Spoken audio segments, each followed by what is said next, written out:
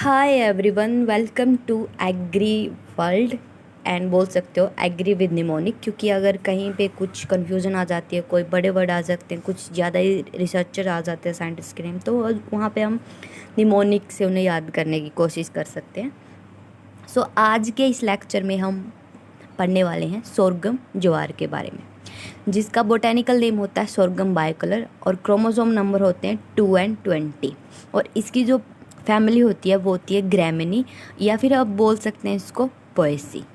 ठीक है, तो इसका जो सोरगम बाइकलर नेम होता है, इसके सिर्फ बाइकलर ही नहीं, काफ़ी और भी रेसेस होती हैं, जैसे कि गिनी। इसको काफ़ी बच्चे गुनिया पढ़ते हैं, लेकिन ये क्या है, गिनी। क्योंकि जो ज्वार है, सोरगम है, इसका ओरिजिन होता है अफ्रीका। अफ्रीका एक बहुत बड़ा कॉन्टिनेंट है, जिसके अगर हम ईस्ट में देखें जाके तो वहाँ ऐसी कंट्री मिल जाती हैं जिनका नाम गिनी, गिनी बिसो, इक्वेटोरियल गिनी, ऐसे नाम मिल जाते हैं।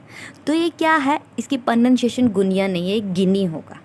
ठीक है, क्योंकि बहुत जगह ओरिजिन भी मिल जाता है क्रॉप का, ये गिनी। एंड कार्डेटम, काफिर एंड धूरा। ठीक है, तो ये है इसकी रेसेस। अब अगर मैं बात करूँ, इसका जो इन्फ्लोरेसेंस होता है सोरगम का, उसे बोलते हैं पैनिकल या फिर हेड बोला जाता है इसको। ठीक है, अब देखिए जो सोरगम होता है उसे कैमल ऑफ डेजर्ट बोला जाता है, because it produces good yield under high temperature and low soil moisture.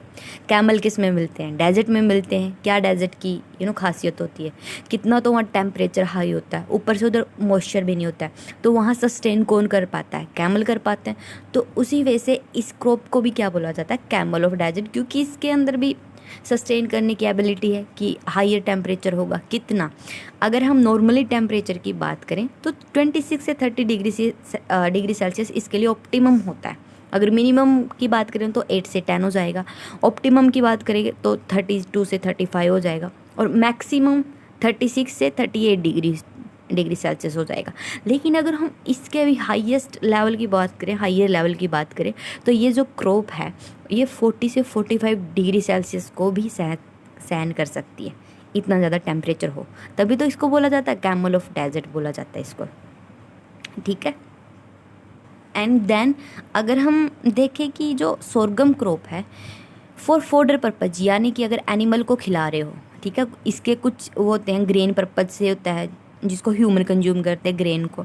लेकिन अगर इसका फॉडर पर्पज से ग्रो करवा रहे हैं, तब ये है ना 50% ऑफ फ्लावरिंग पे sorghum leaves at knee should be used after 50% flowering, because इससे पहले जो नी स्टेज है, आपके घुटनों तक जब ये क्रॉप आएगी तब उसके अंदर क्या हो जाएगा, HCN की अमाउंट ज़्यादा हो जाएगी। ये क्या है, हाइड्रोसैनिक एसिड, और इसको इसी को बोलते हैं धुरिन भी बोल सकते हैं, प्रूसिक एसिड भी बोल सकते हैं। क्यों है ये, क्योंकि ये पॉइजनस हो जाता है एनिमल के लिए, HCN। ठीक है, ये एनिमल के लिए पॉइजनस है, और 0.5% ग्राम अगर मिल जाए ये क्रॉप के अंदर, लीफ के अंदर मिल जाए 0.5%, तो ये क्या है, एनिमल इसे खा के डेथ भी हो सकती है एनिमल की। तो कोई क्यों ही चाहेगा कि उसके एनिमल की डेथ हो। तो HCN है ना 50% फ्लावरिंग पे नहीं, सोरगम है जो 50% फ्लावरिंग पे नहीं यूज़ किया जाता। इसका जो ज़्यादा से ज़्यादा हम फर्स्ट कट लेंगे 45 से 50 डे आफ्टर सोइंग के बाद इसका पहला कट लिया जाता है, उससे पहले नहीं लिया जाता। क्यों, क्योंकि इसके अंदर क्या हो जाता है, HCN हो जाता है। ये हमने पढ़ लिया है। अगर आपको याद रखना है कि ये C4 प्लांट है, ठीक है, क्योंकि इसमें C4 होता है साइकिल, एक C3 साइकिल होता है। ठीक है, इसके अंदर कौन सा साइकिल होगा, C4 साइकिल होगा। और ये ऑफन क्रॉस पॉलिनेटेड क्रॉप है। क्यों, क्योंकि इसमें कम से कम 20 से 25% तक अगर पोलिनेशन, क्रॉस पोलिनेशन हो जाए तो, और बाकी सेल्फ पोलिनेशन होता है, तो उसको बोलते हैं ऑफन क्रॉस पॉलिनेटेड क्रॉप। अगर ऐसे याद रखना हो कि C4 प्लांट, C3 प्लांट कौन है, तो उनकी हाइट देख लेना। अगर हाइट ज़्यादा ही मिलेगी, अगर सोरगम का कभी प्लांट देखा हो, गूगल पे सर्च कर लेना, या रियलिटी में देखा, तो इसकी हाइट ज़्यादा ही मिलती है। ठीक है, ऐसा लगता है ये शुगर केन का छोटा ही भाई है, ये पतला सा इसके अंदर स्टॉक होता है, बट शुगर केन जितनी ही इसकी हाइट जाएगी। तो हाइट जिसकी ज़्यादा जाती है ना, उधर C4 प्लांट होता है, वो मैक्सिमम ये C4 मिलेगा, और बाकी याद रखना C3 मिल जाएंगे। तो और इसकी जो जर्मिनेशन होती है वो होती है हाइपोजियल टाइप ऑफ जर्मिनेशन। इसमें जो सीड है, सीड है वो बिलो द ग्राउंड ही होगा और ऊपर आपको स्टेम देखने को मिलेगी। नहीं बाकी जगह क्या होता है, सीड ही प्लांट के साथ ऊपर आ जाता है, कॉटन में देखने को मिलता है, ठीक है। लेकिन इनमें क्या होता है, हाइपोजील जर्मिनेशन होता है। अब अगर इसकी वैरायटी की हम बात करें तो इसकी जो सबसे फर्स्ट वैरायटी आई थी, जो पहला हाइब्रिड ऑफ सोरगम था इंडिया में, वो 1964 में आया था और वो क्या था, CSH1, ठीक है। वैसे हमने पल मिलेट पढ़ा था, बाजरा पढ़ा था, उसमें क्या था देखो इसी में लिखा है, क्योंकि ये कौन सी बुक है, निमरा सुंडा बुक, HB1 1965 में। कहाँ से आया था बाजरा का, लुधियाना से। वैसे ये भी ऐसे ही इंस्टीट्यूट ने रिलीज़ किया CSH1, जो कि 1964 में आया था, किसका, सोरगम का। एंड अगर वैरायटी की हम बात करते हैं, पहले ये पढ़ते हैं, विच वीड स्टिगा स्पीसीज, ठीक है। पार्शियली रूट पैरासाइट वीड है, यानी कि पार्शियली रूट पैरासाइट क्यों होता है, क्योंकि ये अपने खाने का कुछ पार्ट किसी भी प्लांट के रूट पे जाके लेगा और कुछ ये खुद बना लेगा, तो ये पार्शियली रूट पैरासाइट होगा। अगर मैं पूरा पार्शियली ना बोल के कंप्लीट रूट पैरासाइट बोल दूँ तो वो कंप्लीट ही रूट से लेगा, ठीक है। Which is major problem in sorghum and pearl millet, pearl millet में भी ये प्रॉब्लम है, सोरगम में भी ये प्रॉब्लम है, और ये कॉटन में भी प्रॉब्लम है, ठीक है।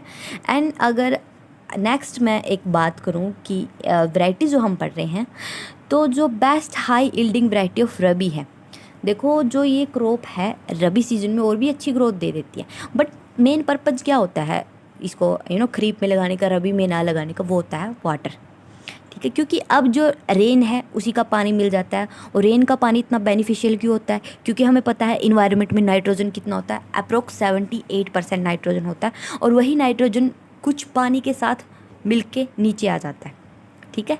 पानी के साथ वो नीचे आ जाता है, सोयल में आ जाता है, तो उस टाइम इनकी ग्रोथ अच्छी होती है। रबी सीजन में आपको बारिश देखने को नहीं मिलेगी इंडिया में, तो मैक्सिमम इसको किस में ग्रो किया जाता है, खरीफ सीजन में ग्रो किया जाता है। तो कौन सी है रबी सीजन के लिए, M35-1, और जो SSG 58 और 8 है, ये क्या है, एक multi cut fodder variety of sorghum है, यानी कि एक कट ले लिया, फिर इसकी रेटोनिंग छोड़ दी, फिर नेक्स्ट टाइम थोड़े से दिन में फिर ये ग्रो हो जाएगी, फिर दूसरा कट ले लिया, तीसरा कट ले लिया, तो ऐसे मल्टी कट वैरायटी कौन सी है, SSG 58। ये तो हमें पता ही है। Drought and saline tolerant variety of sorghum क्या है, CSH9। CSH1 क्या है, पहला हाइब्रिड है, और वहीं अगर मैं CSH9 बोलूँ तो ड्रोट एंड सेलाइन टोलरेंट हो जाएगी। ड्रोट तो यानी कि सूखा पड़ गया तब भी ये सस्टेन कर जाएगी, और सेलाइन यानी कि अगर वहाँ साल्टी कंडीशन आ गई तब भी ये सस्टेन कर जाएगी। साल्टी कंडीशन में नॉर्मली होता है क्या, सोयल के आसपास तो साल्ट हो जाते हैं, ज़्यादा कंसनट्रेशन होती है, और प्लांट के अंदर कंसनट्रेशन नहीं होती। अगर प्लांट के अंदर कंसंट्रेशन नहीं है, यानी कि सोल्यूट नहीं है, लेकिन सोलवेंट पानी तो है ना, तो वो हाइयर से लोअर में चला जाएगा। अब प्लांट के अंदर हाइयर वाटर है और आसपास सोयल में कम पानी है, तो प्लांट से ही सोयल की तरफ पानी जाने लगता है, जिससे प्लांट सस्टेन नहीं कर पाता। तो लेकिन ये कर जाएगा। Draught and saline tolerant variety कौन है सोरगम की, CSH9 है। ये हमने पढ़ लिया। Sorghum is consider as camel crop because of resistance to drought. अब देखें जो CSV15 है, CSV15 ये ड्यूअल पर्पज़ है। एक होता है मल्टी कट एक से ज़्यादा कट ले लेते हैं, लेकिन ड्यूअल पर्पज़ क्या होता है, आप इसे ग्रेन भी ले सकते हो और एनिमल के लिए फोडर भी ले सकते हो। तो ये क्या होगी, ड्यूअल पर्पज़ होगी। देखो CS सभी में आया है, क्या S का क्या मतलब, सोरगम हाइब्रिड H का, लेकिन ये क्या CSV। देखो एक ऐसा स्टिक सी आएगी, एक ऐसी सी, दो आ रही है ना, तो इनसे याद रखना, जब जैसे 2 V बना रहे थे तो मतलब ड्यूअल पर्पज़ था, वो ग्रेन भी ले सकते हैं और फोडर पर्पज़ भी ले सकते हैं, ठीक है। एक इसकी जो वैरायटी है वो होती है कंबाइन काफिर 60, इसी नाम से इसको जाना जाता है। कंबाइन काफिर 60 क्या होता है, मेल स्टाइल वैरायटी है, मेल इसके अंदर स्टाइल होगा।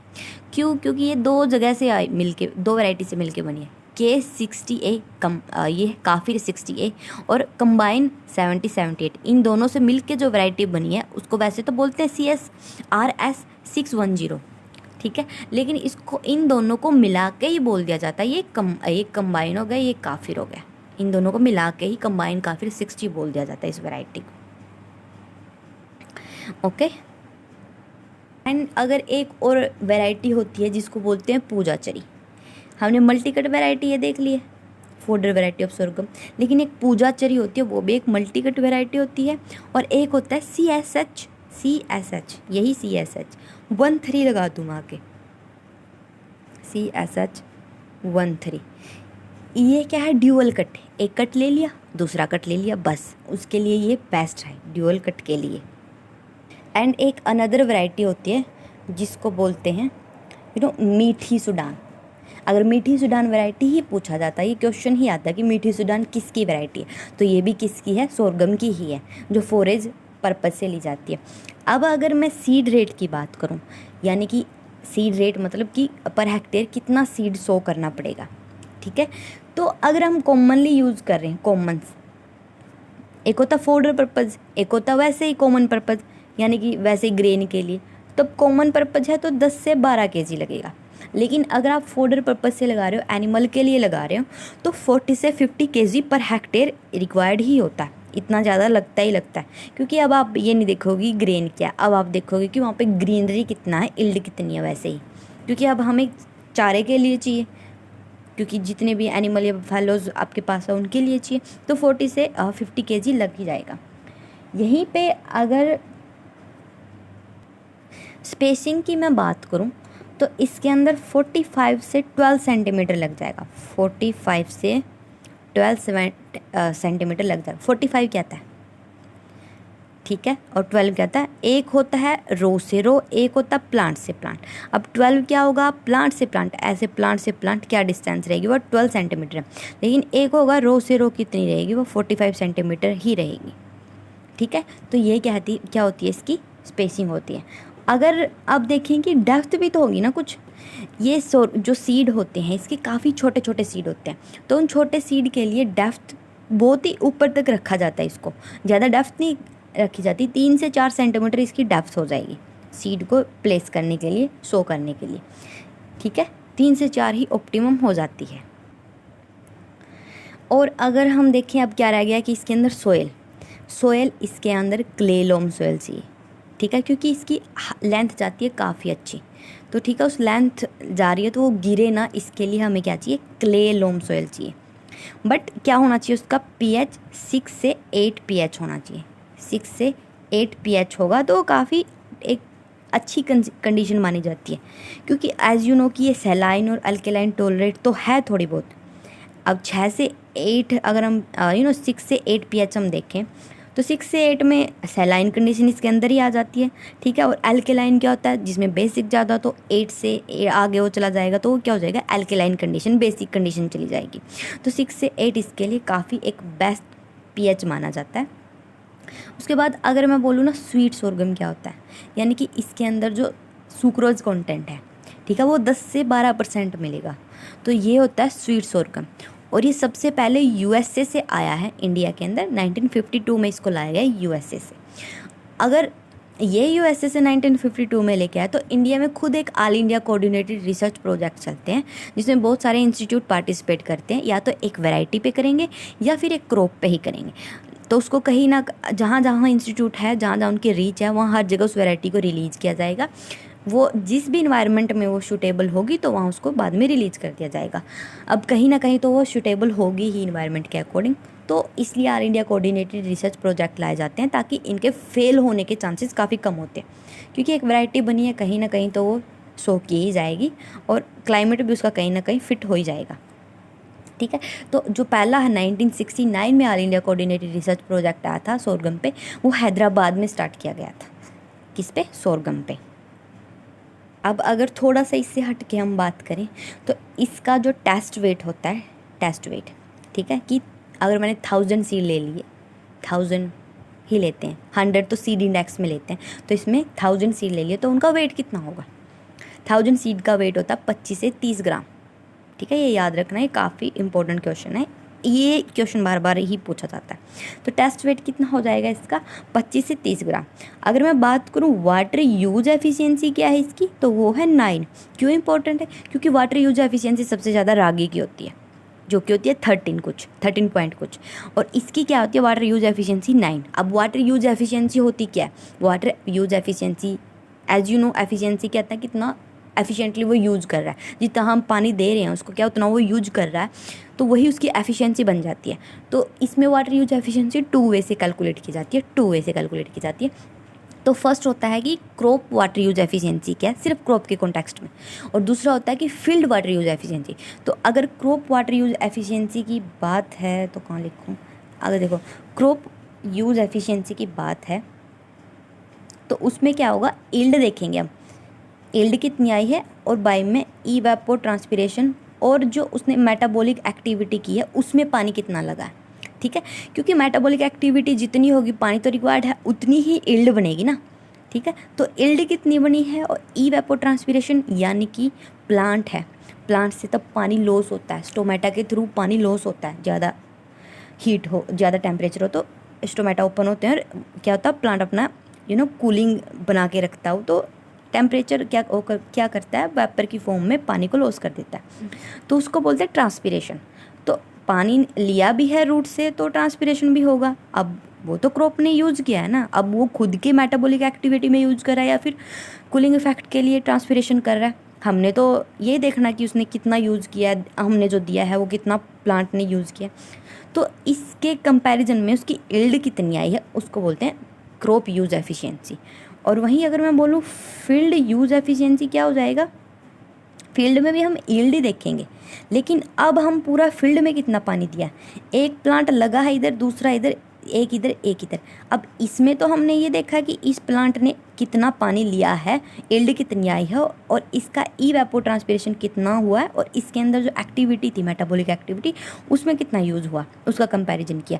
अब यहाँ पे भी तो पानी चला जाता है ना बीच में, तो इसमें क्या हो जाएगा, इवेपोरेशन हो जाएगा, हीट आएगी, टेम्परेचर होगा, राइज होगा तो पड़ेगी सीधी हीट, तो यहाँ से पानी क्या हो जाता है, वेपर फॉर्म में कन्वर्ट हो जाता है।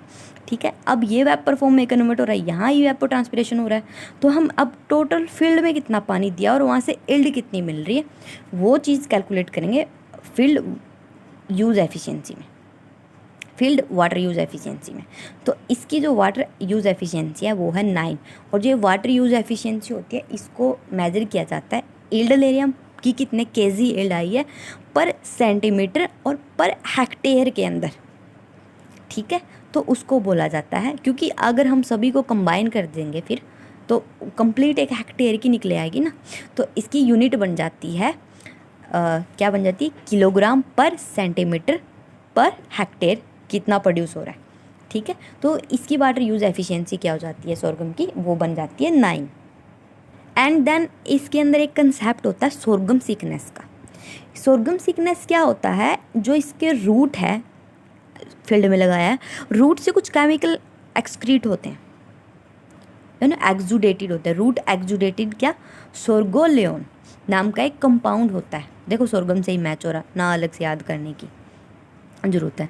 तो सोरगोलियोन क्या होगा, जो नेक्स्ट क्रॉप है उस पर एलिलोपैथिक इफेक्ट शो करेगा, यानी कि उसको हार्म पहुंचाएगा अपने इस केमिकल से। ठीक है, कई बार ये ऐसे केमिकल कई बार काम भी कर जाते हैं कि ये वीड की ग्रोथ को सप्रेस कर देते हैं, लेकिन ये तो मेन क्रॉप को ही सप्रेस कर देगा, तो ये एक सिकनेस होगी ना नेक्स्ट क्रॉप पे, तो ही इसको बोला गया सोरगम सिकनेस। ठीक है, देखो ये है जो सोरगम है, सोरगम का जो स्टबल होता है अगर हम फील्ड में छोड़ दें तो वो इतना इजीली डिकम्पोज नहीं होता। क्यों, क्योंकि उसमें वाइड CN रेशियो होती है। ठीक है, एक वाइड CN रेशियो होगी ना, CN रेशियो अगर ये वाइड होगी तो इसका डिकम्पोजिशन ईजीली नहीं होगा। अगर ये ईजीली डिकम्पोजिशन नहीं होगा तो नेक्स्ट क्रॉप के लिए नाइट्रोजन ब्लॉक हो जाएगा, तब तक ये डिकम्पोज नहीं हो रहा। तो हमें क्या करना होगा, हम जो भी नेक्स्ट क्रॉप लगवा रहे हैं, एक तो इससे सफ़र करेगी, ऊपर से इस चीज़ से भी वो सफ़र करेगी कि वह नाइट्रोजन की डेफिशिएंसी हो जाएगी। ठीक है, क्योंकि हम तो एक मान के चलते कि इतना नाइट्रोजन नेक्स्ट क्रॉप को लगेगा, लेकिन जो प्रीसीडिंग क्रॉप थी, जो पहले वाली थी, उसका भी कुछ इफेक्ट होने की वजह से अब हमें उसमें 25% एक्स्ट्रा नाइट्रोजन देनी पड़ेगी, जो भी नेक्स्ट क्रॉप हम लगा रहे हैं। और ये जो सोरगम है इसके अंदर एक ऐसी प्रॉपर्टी होती है कि इस B3 जो B3 एक विटामिन होता है। ठीक है, वो क्या होता है इसके अंदर, वो डाइजेस्टिव सिस्टम इस वे से होता है इसके अंदर कि एब्जॉर्ब ही नहीं कर पाता, अगर हम इसको खाते हैं तो B3 को एब्जॉर्ब ही नहीं होगा ह्यूमन के अंदर। तो अब अगर कोई खाएगा इसके अंदर B3 होने के बावजूद भी कोई खाएगा, तब भी उसको पेलाग्रा नाम की डिजीज़ हो जाएगी। B3 से फेमस डिजीज़ है ये, कई बार पूछी जाती पेपर में कि B3 से, और ये वैसे एक होती किस में, तो इसमें ज्वार में होती है ये। तो B3 से क्या हो जाएगी, पेलेग्रा नाम की डिजीज़ हो जाएगी। और आगे इसमें कुछ ऐसा दे नहीं रखा है, थोड़ा सा ही डिस्क्राइब किया। तो अगर मैं इसकी यील्ड की बात करूं तो वैसे तो इसकी यील्ड 25 से 30 क्विंटल पर हेक्टेयर आ ही जाएगी, लेकिन अगर फोडर पर्पज़ से ले रहे हो तो क्यों, देखो इसका सीड रेट ही कितना हो जाता है फोडर पर्पज़ से, तो कम से कम ये 300 से 400 क्विंटल पर हेक्टेयर निकल ही आ जाती है। ठीक है, अगर हाइब्रिड वैरायटी ले रहे हैं तो अप्रोक्स 40 से 50 क्विंटल निकल आएगी। ठीक है, वही हाइब्रिड के अंदर जो यील्ड होगी क्विंटल में वो 40 से 50 क्विंटल होगी। वो देखो इस सीड रेट से याद रख लोगे कि हाँ इसमें इतना पड़ा था तो उसकी इतनी ही गई थी। ओके, तो ये था सोरगम के बारे में। ज़्यादा कुछ इसमें है नहीं, एक छोटी सी क्रॉप है, इजीली ये याद हो जाएगी। आई होप जो मैंने पढ़ाने की कोशिश किया वो आपको इजीली समझ आया होगा, क्योंकि इजी वर्ड में ही इसको समझाया गया है। एक ये लाइन रह गई है, the sorghum grain poor in lysine. Lysine क्या होता है, एक प्रोटीन होता है, बट ल्यूशिन में यह हायर होता है, रिच होता है। तो लाइजिन में सीरियल्स में कमी ही मिलती है, लाइजिन प्रोटीन सीरियल में बहुत कम होता है, और ये पल्सेस में ठीक ठाक अमाउंट में मिल जाता है। तो तभी बोलते हैं कि सीरियल और पल्सेस का कम्बिनेशन ठीक रहता है। सो आज के लिए सोरगम ही इनफ है। थैंक यू सो मच, पढ़ते रहिए।